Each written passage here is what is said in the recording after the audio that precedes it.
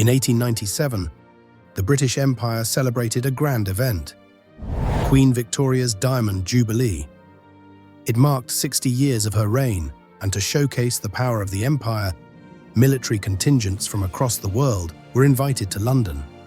Among them was a group of Sikh soldiers from the British Indian Army, brave warriors known for their strength and discipline.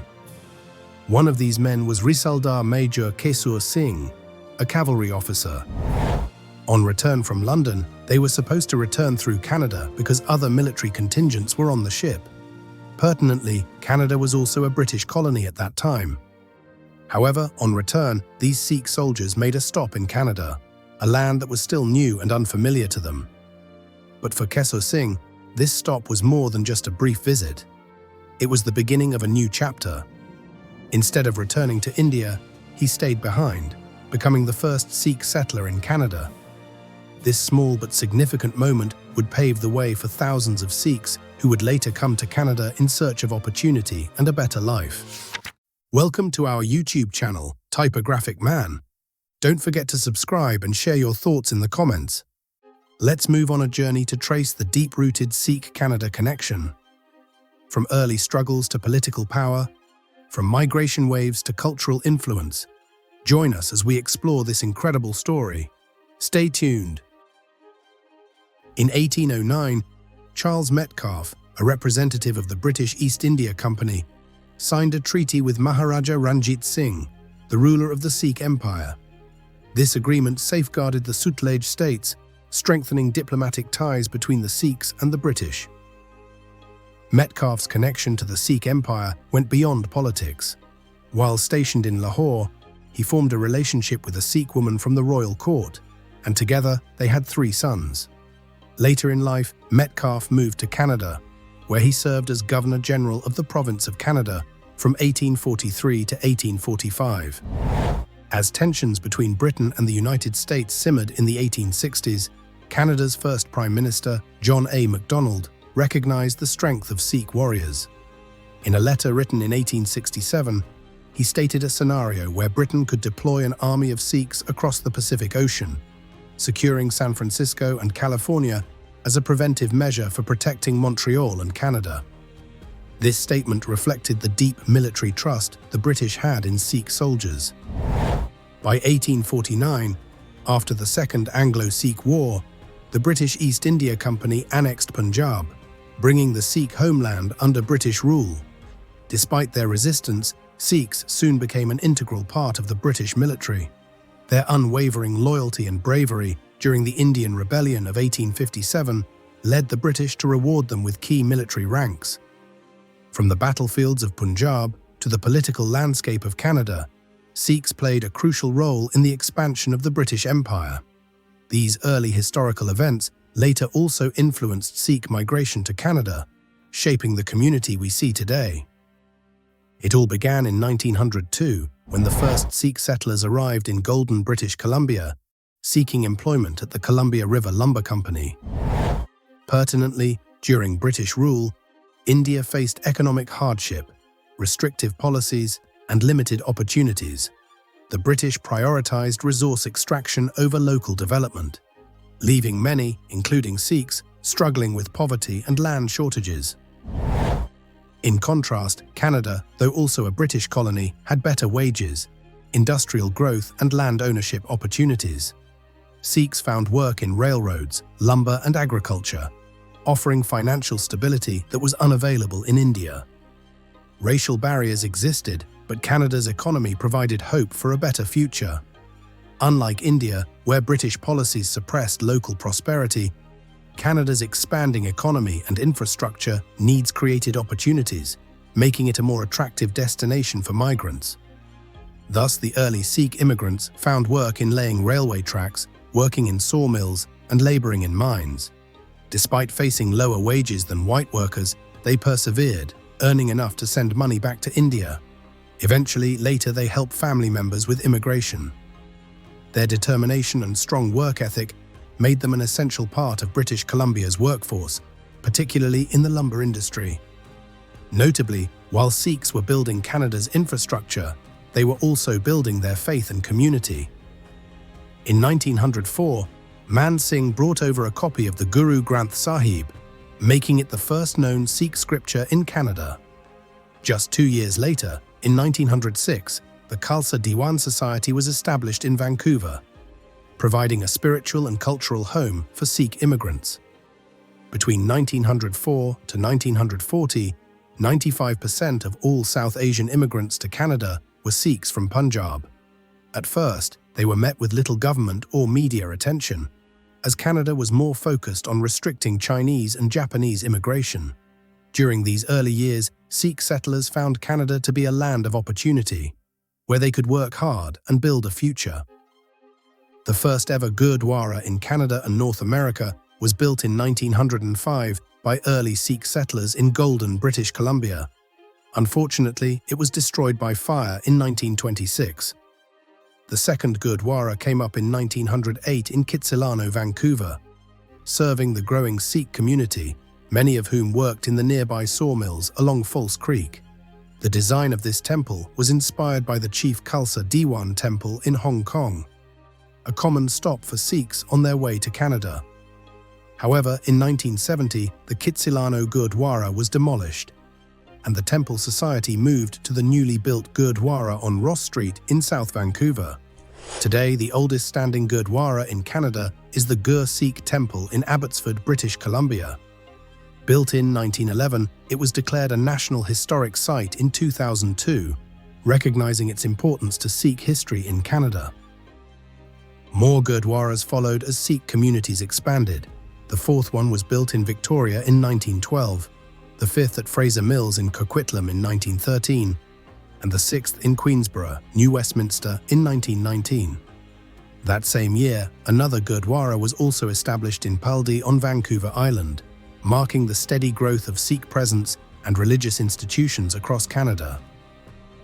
Moving back to the topic, in 1905, early Sikh pioneers settled in Abbotsford, British Columbia, working mainly on farms and in the lumber industry. Back then, most South Asian immigrants were Sikhs, but due to a lack of knowledge about different religions, they were often mistaken for Hindus. Around 90% of these Sikhs lived in British Columbia. Canadian politicians, missionaries, and labor unions opposed Asian workers. Industrialists needed labor, allowing Sikhs to establish themselves in the province. In 1906, as 700 South Asian immigrants arrived, attitudes began to change. The disenfranchisement of Sikhs had begun, a period of discrimination, restrictive immigration laws, and barriers to citizenship. The resentment grew among white workers who directed their hostility towards Sikhs due to their distinct appearance with turbans and beards. Many false accusations were spread about them, including claims that they had a caste system or carried diseases. A racist song called "White Canada Forever" was even created to reinforce these prejudices.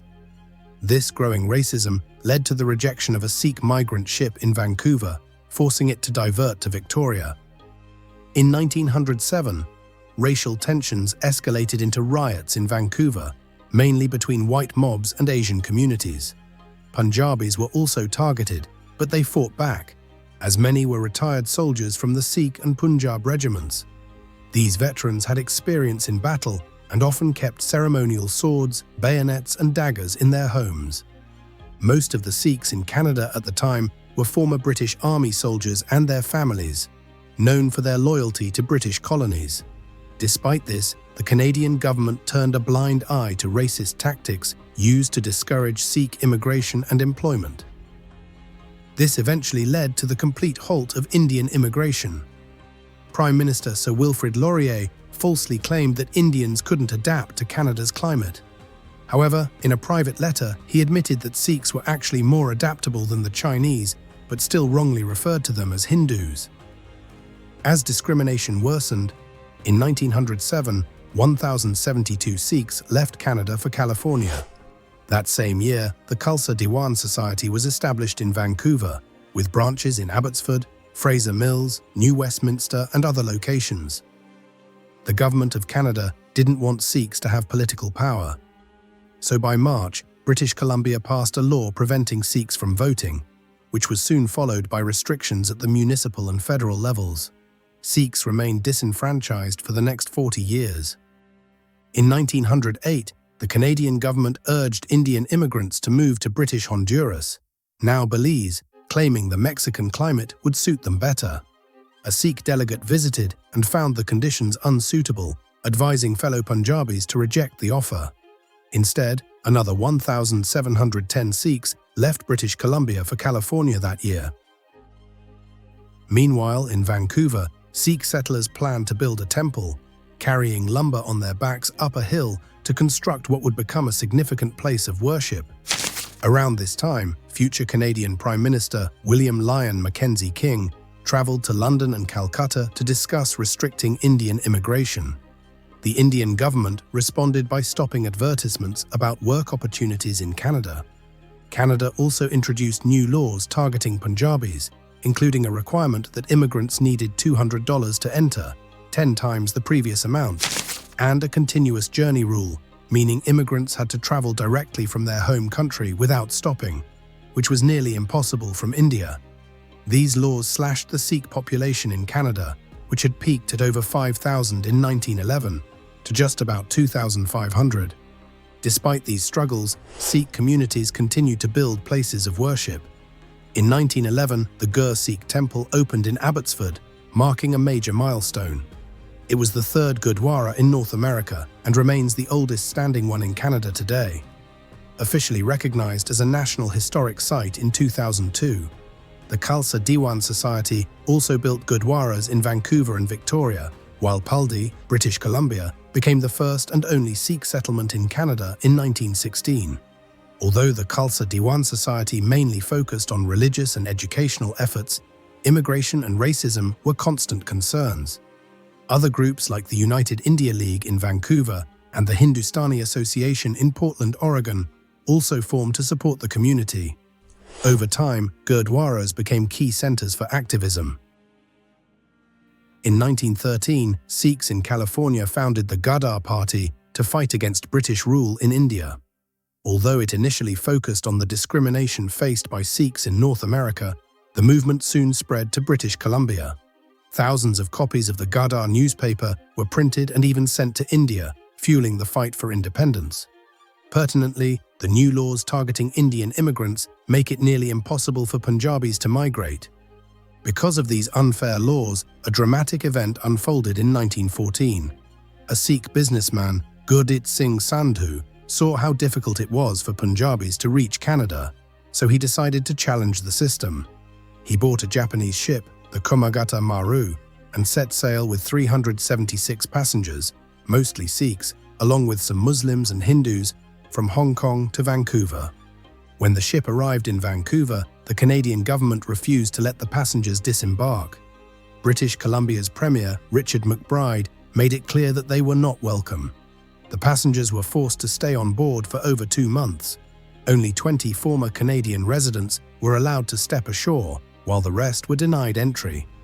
In response, Indo-Canadians and supporters in Canada and the US protested. The Khalsa Diwan Society, which managed Vancouver's Gurdwara, even offered to pay the $200 fee for every passenger, but the government refused. The Shore Committee, formed by Indo-Canadian activists, raised $22,000 to help the passengers and even took the case to court. However, on July 7, 1914, the Supreme Court ruled that it had no power over the government's immigration decisions. Tensions on the ship grew, and on July 19, when Canadian authorities tried to force it to leave, the frustrated passengers fought back, throwing coal and bricks at the police. The Vancouver Sun newspaper described them as a howling mass of Hindus, using racist language to fuel public anger. Eventually, the Komagata Maru was forced to sail back to India, reaching Calcutta on September 26. But the ordeal didn't end there. British authorities stopped the ship and tried to force the passengers onto a train back to Punjab. The passengers resisted, wanting to stay in Calcutta. A standoff ensued, and when tensions escalated, British police opened fire, killing 20 and injuring 9 others. This tragic event became known as the Budge Budge Riot. Gurdit Singh, the man who had organized the voyage, managed to escape and lived in hiding until 1922. Later, at the urging of Mahatma Gandhi, he surrendered to the British and was imprisoned for 5 years. The Komagata Maru incident became a symbol of the struggles faced by Sikhs and other Indian immigrants in Canada. It exposed the deep racial discrimination of the time, but also strengthened the resolve of the community to fight for their rights, a battle that continued for decades. In the early 90s, strict immigration laws made it nearly impossible for South Asians in Canada to bring their families from India. As a result, some people turned to illegal routes, crossing into Canada from Washington through the British Columbia border. When the Canadian government found out, they tightened immigration rules. If a South Asian man stayed outside Canada for more than 3 days, he was denied re-entry for breaking the 3-year limit. By 1937, nearly 300 South Asians were living in British Columbia illegally.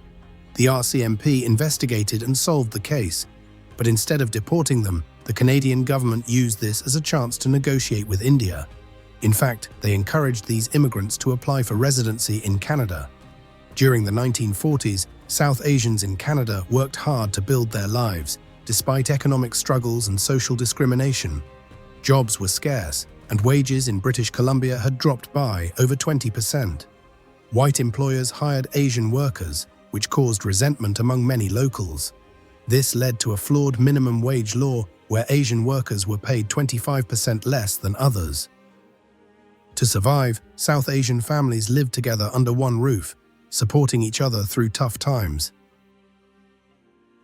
In 1943, a 12-member delegation from the Khalsa Diwan Society met with Premier John Hart. They argued that without the right to vote, South Asians were treated as second-class citizens. As a result, in 1945, the government granted voting rights to South Asians who had served in World War II. By 1947, thanks to the efforts of the Khalsa Diwan Society, all South Asians in Canada won the right to vote. A survey in 1944 found that there were 1,756 Sikhs in Canada, with 98% of them living in British Columbia, the main entry point for Sikh immigrants. It wasn't until the 1950s that more Sikhs started moving to Ontario.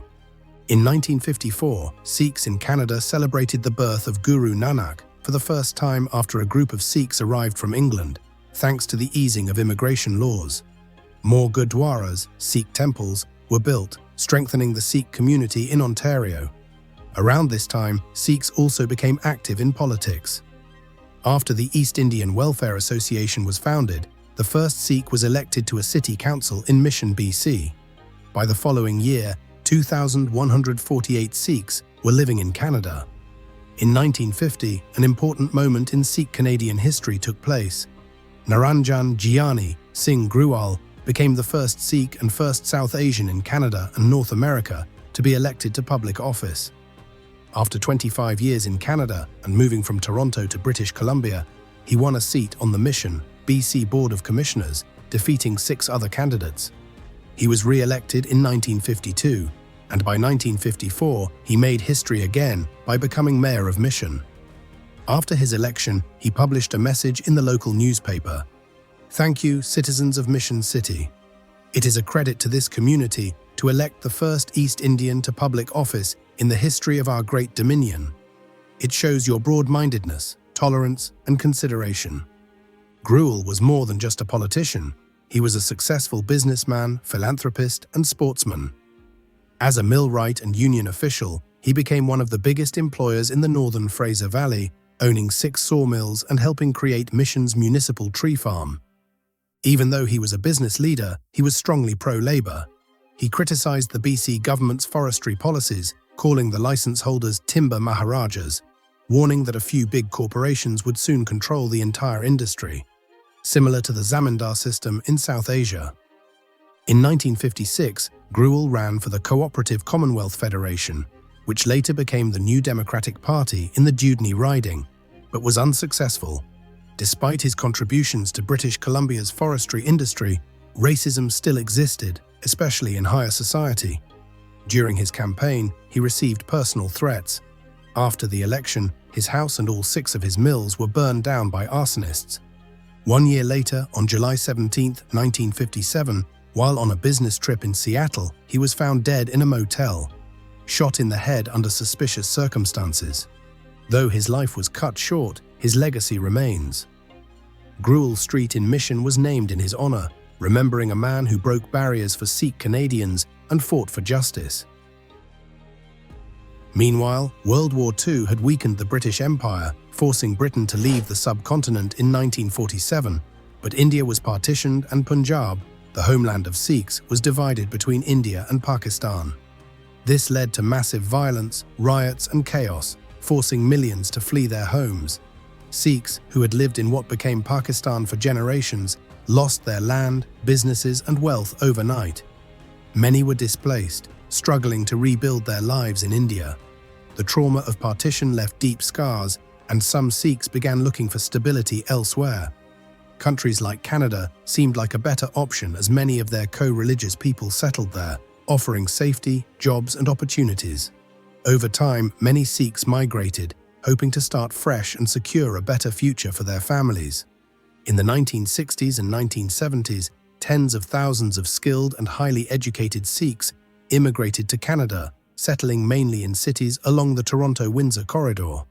As their numbers grew, they began establishing temporary gurdwaras in major cities, extending as far east as Montreal.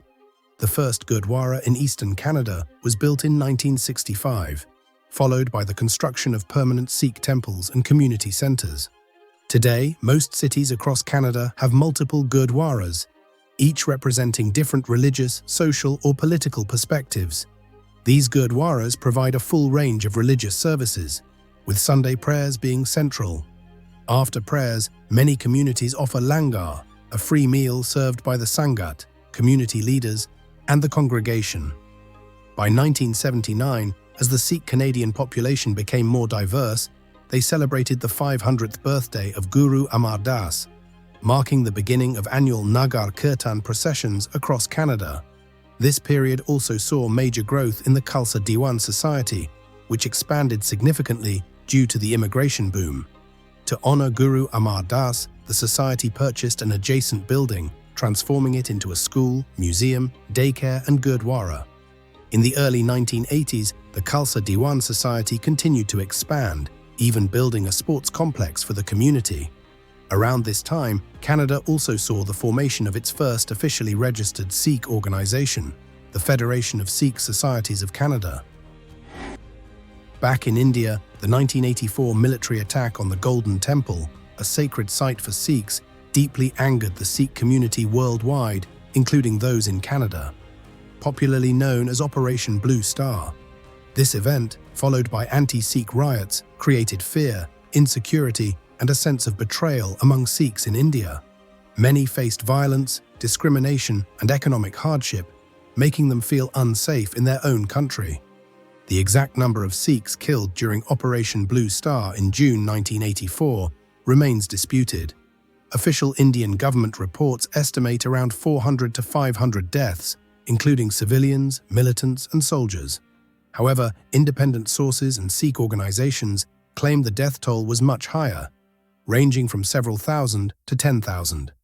As a result, a new wave of Sikh migration began, with many seeking refuge in Canada and other Western countries. The attack reinforced the belief that Sikhs had better opportunities and security abroad, further accelerating their migration in search of justice and stability.